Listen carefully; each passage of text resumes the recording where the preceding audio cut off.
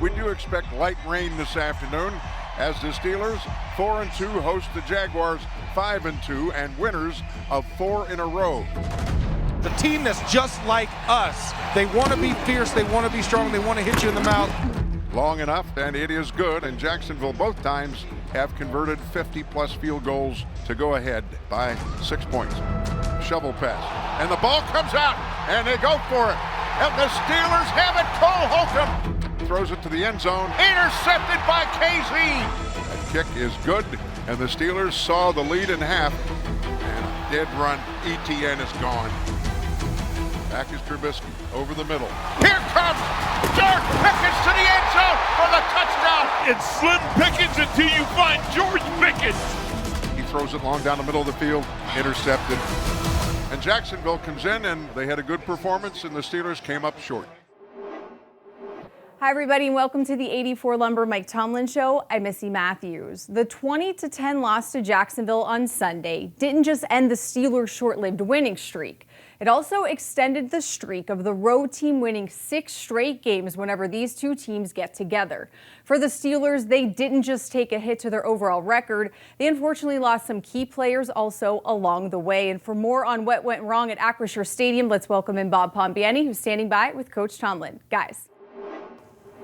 All right, Missy, thanks very much. We're here on a short week with head coach Mike Tomlin, and the burning questions most people have now are the injuries. There were some significant ones in that, at least the significant players.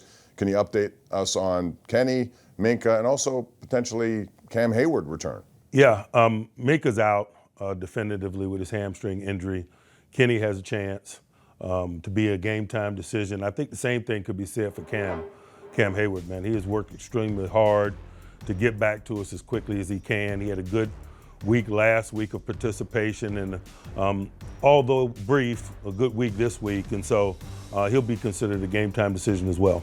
Let's take a look back at the game, and early on there were some missed opportunities. Your first play of the game was open. You often talk about execution and how you sequence plays and possession downs.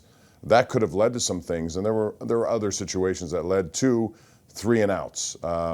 Was it available for you in the first couple of moments of that game? Most certainly it was available to us, but we don't seek or find comfort in that. We gotta land those planes, if you will. Very early in the game, we had Deontay running down the middle of the field. I think the next third down, we had George on a corner route, big play opportunities that we weren't able to finish. And so that's kind of been us. I thought our red zone opportunity, we had Deontay in the end zone, but he slipped down. There's another example of point-related things or possession-related things that can change the complexion of things. We're close, but close is not good enough. Obviously, we got to continue to work and finish those plays with a higher degree of consistency. George Pickens did have 1 touchdown pass of 22 yards, but that was the only completion. What were they doing to try to scheme him away, or was it just opportunities not available to him? They were playing 2-on-1 football, and really that's a good sign, to be quite honest with you. We're experienced with that. We've had dynamic receivers here in the past that have garnered that type of attention, and usually it just makes the sledding much easier for others, whether it's the passing game or opportunities in the running game. It's funny how this game goes, and you talk about inches. There was a play at the sideline, which it looked like Pickens made the play, but they win that challenge, and then it leads to a 56-yard touchdown the other way. You've had time to look at that. Was just miscommunication on the ETN touchdown? Yeah, we had some miscommunication in the back end. You can't have that.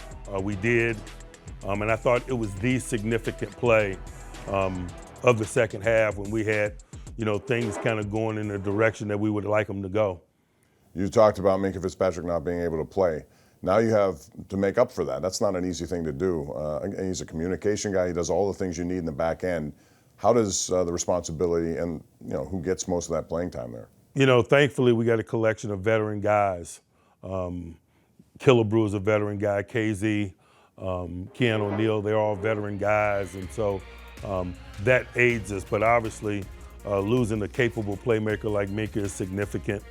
So we're going to call on all of those guys in different forms or fashions to fill that void. It's usually a committed approach when you're talking about replacing a significant player, because some of the guys that I mentioned also have special teams responsibilities to uphold as well. And so those are our intentions as we lead in on this one.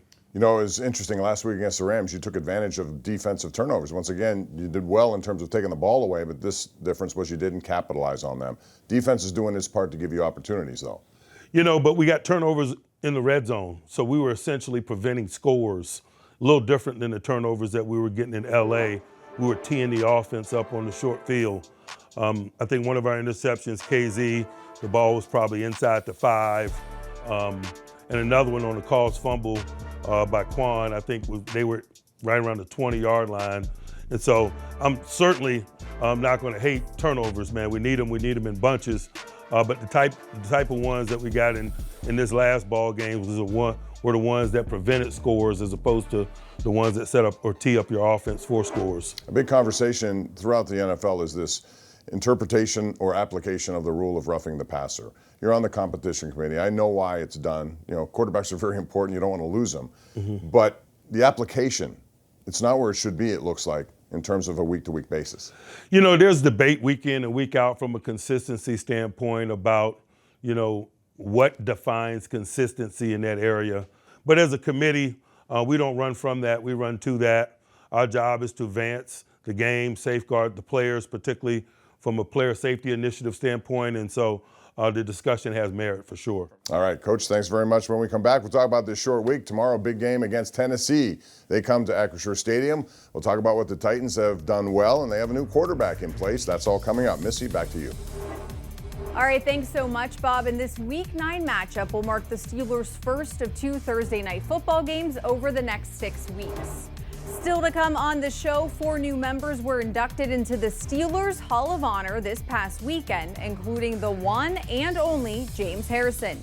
You don't want to miss Rob King's one-on-one with Debo. The 84 Lumber Mike Tomlin Show will be right back.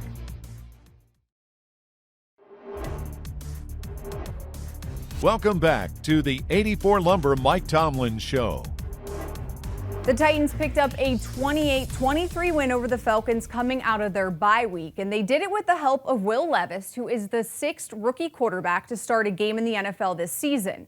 It wasn't just their offense, though. It was complementary football in all 3 phases, as Coach Tomlin likes to call it. Let's send it back over to the guys for more on this Tennessee squad. Bob. All right, Missy, thanks very much. Tennessee into Pittsburgh. Anytime you see the Titans and the Steelers, you can pretty much expect a very physical game based on how both teams like to run the football. I'm going to start there. I know Will Levis is a quarterback. We'll get to him and what he did in his first game, but Derrick Henry is always the centerpiece. And it seems like week in and week out, he always is doing his thing. And it's a tough job to stop. How do you stop Derrick Henry? You know, you better allocate a certain number of people in the box first and foremost, and then you got to deal with the component of tackling them. He's a dangerous guy for a lot of reasons. He's big, but he's also fast. He has a very potent stiff arm. His free hand is dangerous, particularly when he gets to the second and third level. You better do a good job of bottling him up at the line of scrimmage. When he can get to the second and third level without stopping his feet, he is a real problem. 10 and 12-yard gains turn into 40 and 50-yard gains because of his long speed and his stiff arm. And so it's down in and down out. You can never breathe a sigh of relief. It's going to be a challenge from start to finish to keep a lid on him. All right, they had Will Levis. He made his debut the other day in 4 touchdown passes. I noticed he wasn't under a whole bunch of pressure. When you have a rookie quarterback, generally, do you like to go after rookie quarterbacks? How do you strategize somebody who's making really his second start in his career? You know, we like to go after all quarterbacks. But their run game is a nice resting place for them. It minimizes the effectiveness of some of that. A lot of what they do, particularly down the field, is in the play pass game, and under those circumstances, he is protected. They had a couple of those instances in the last game. He was able to find some one-on-one matchups down the field and be protected. But that's how Tennessee plays, and they're not playing that way because Levis is their quarterback. That's just their style of play. A lot of what they do on offense is centered around the talents of Henry, and a lot of the other plays build off of that. All right. When you look at their team, DeAndre Hopkins always seems to be the guy that you have to maintain. All due respect to the rest of the receiving corps, he is the centerpiece of it. And he was the other day with going down the field. He's with a different team now, but it's the same DeAndre Hopkins. Without question. A tremendous combat catch guy, a guy that's always open, even when he's not, because of his catching radius and strong hands and his ability to high point the ball. But I'd be remiss if I didn't mention Okonkwo at tight end as well. He's a very athletic tight end and creates some matchup issues, if you will. And he's a major component of what they do as well in the passing game. So Mike Vrabel, you know him well. What is a Mike Vrabel defense? Because they sacked Desmond Ridder quite a bit in their last game. What do they do well? You know, they're going to play really good situational football. They're going to have good planning in that regard. Possession downs, red zone, 2-minute, things of that nature. They'll do a really good job of keeping the lid on it. He believes in being fundamentally sound. And obviously, much like we do, man, he likes to get after the quarterback, and he's got some guys in Simmons and Landry and company up front who are very capable of making that happen. We talked about Derrick Henry, what he means to them. Your run game needs to get going, obviously, a little bit better. Possession downs and those weighty downs you talk about have to be better for that run game to engage. How important is it for you to go out and match what they do in the run game? It's very critical, not only in terms of our agenda, but just minimizing the Derrick Henry agenda. If we're getting 3 and outs at the early portions of this game, then that means Derrick Henry's on the field, and exposure to Derrick Henry is not great. And so we certainly got to do a better job on possession downs than we've done at the early stages. That is the catalyst for us finding traction in our running game and just absorbing a number of snaps and possessing the football. So that'll be an agenda of ours, but that's always an agenda of ours, but it's doubly important this week because on the other side of it, the impact of Derrick Henry. Short weeks. It's a difficult assignment for no matter who team. If you're traveling, if you're home, whatever, it's just a few days. How do you prepare for short weeks? And has your philosophy changed over the years? It has, and because that philosophy differs depending on the type of team you have. If you have a veteran group, you can take one approach. If you have a younger group, you better be conscious about what you ask them to do, what they get an opportunity to rep during the week. And so the menu management is very different depending on the age and experience of your units. I've had experienced units in the past where it's very similar to a normal week in terms of some of the schematic things that we do. When you don't have an experienced unit, you better do what your guys can do in an effort to minimize negativity, because the first component of being a tough team to beat is not beating yourself. Right, well, that's a good point. Coming up, it is a big matchup in the AFC. The Titans coming off a win, the Steelers looking to get back on track. We'll have more of the keys to the game coming up later with head coach Mike Tomlin. Missy, back to you. Yeah, thanks, guys. The Steelers need to get back in the win column to keep pace in the AFC North. The Ravens are 6-2 and everyone else is 4-3, and it's the only division that has every team above 500. Well, James Harrison led the terrible towel twirl this past weekend, as only Debo can. Coming your way next, Debo sits down to discuss the Hall of Honor, his Steelers career, and much more. Now it's time for this week's Yin's Chat trivia question. Which Steelers player has the longest rush in a game versus Tennessee? Jonathan Dwyer or Willie Parker? Find out after the break.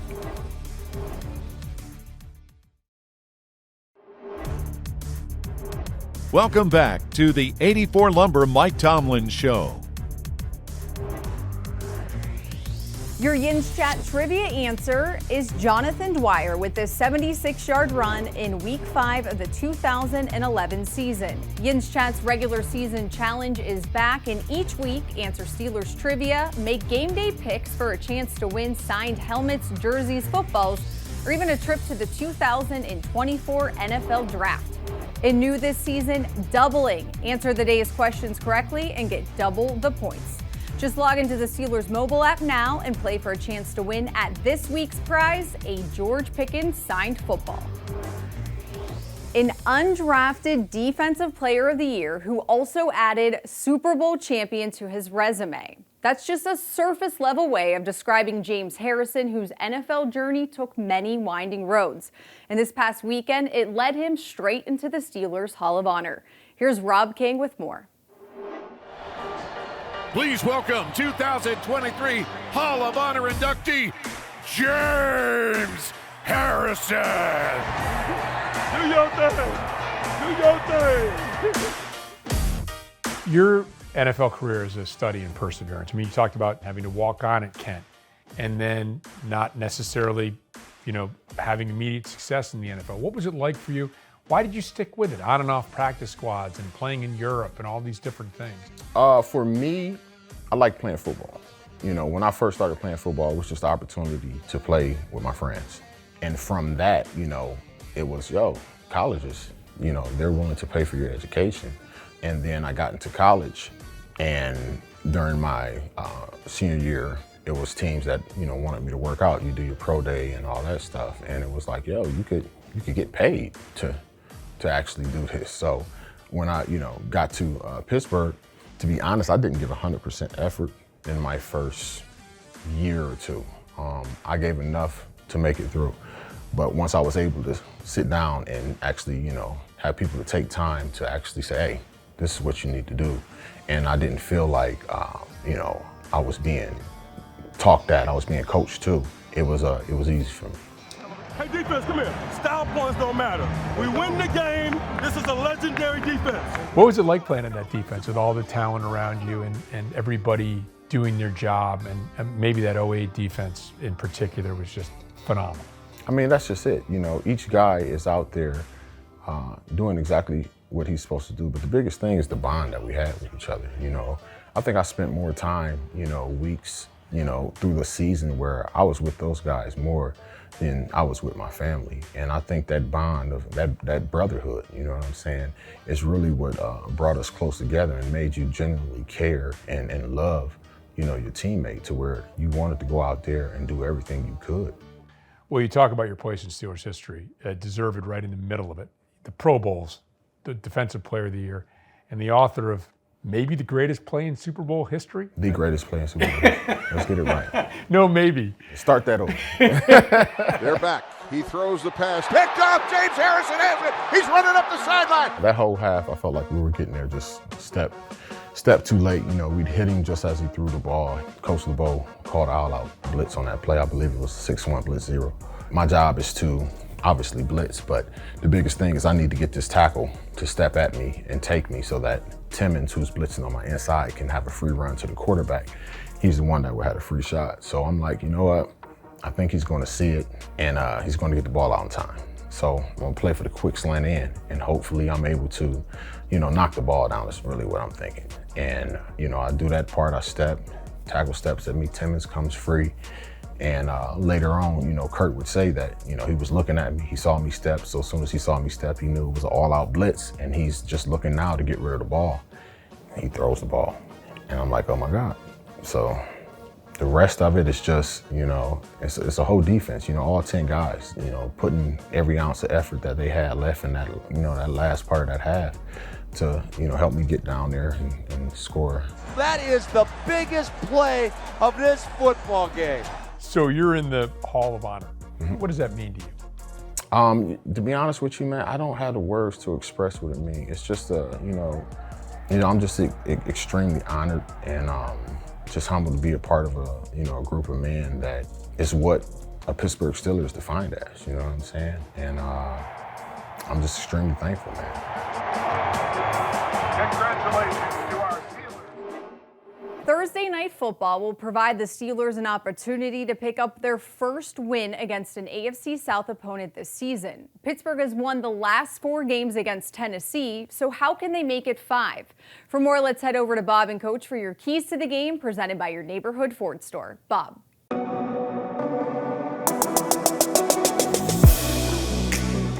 All right, Coach, let's talk about Tennessee. And I imagine it's going to be one of those kind of games that you normally see in the AFC with 2 physical teams. We often talk about fast starts. I know you'd like to do it. I know that later in the game you can still win games if you don't start fast, but from your point of view, how important is this game starting fast? It is very important because of the Henry factor. You just don't want that guy controlling the game. You don't want the game going through him. Very similar when we play Cleveland and you're trying to minimize Nick Chubb and how the game goes through him. We got to do a good job of staying after him, but we also got to do a good job of minimizing our exposure to him, and that's possessing the football. If we do a good job of stopping them, then maybe we tee up an opportunity to minimize some of the supplementary things that they do. When they get him going, then also the chunks coming via the play pass to D-Hop and others. And so he is central to this game, whether or not his unit is on the field or not. All right, Will Levis has not been in an environment like this. How much is that going to be in your favor at Acrisure Stadium? You know, I think that's to be determined, you know. Don't know a lot about him. That can be good and bad from different perspectives. I know it was really impressive what he was able to do a week ago. And equally as impressive as what he was able to do was the thoughtfulness of the circumstances that they put him in. They did a nice job of mixing concepts, minimizing his exposure to the defense, particularly in one-dimensional circumstances. There was a 3rd and 6, 3rd and 7 where they ran the ball and went for it on 4th and 3.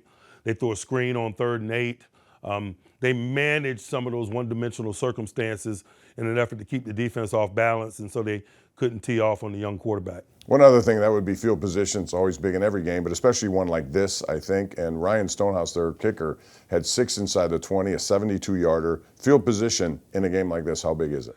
Big, huge. The return game component. You know, we're looking for splash in our return game, man. Really excited about Calvin and what he's capable of. Been close for a few weeks, man. We need a splash play in that regard, maybe to offset some of that. Sometimes your greatest strengths can also provide opportunities for others. If they're punting the ball extremely well, oftentimes that means ball in the hand plus grass for our return people. And so that's always our approach to it. But no question the field position component will be big in terms of shaping the texture of this game. Coach, all the best. Thank Look forward to a good game. That's coming up tomorrow at Acrisure Stadium. The Steelers and the Titans will have live pregame coverage on KDKA, so join us for that. That's going to do it for the 84 Lumber Mike Tomlin Show this week. For Missy Matthews and head coach Mike Tomlin, I'm Bob Pompeani. We'll see you over at Acrisure Stadium.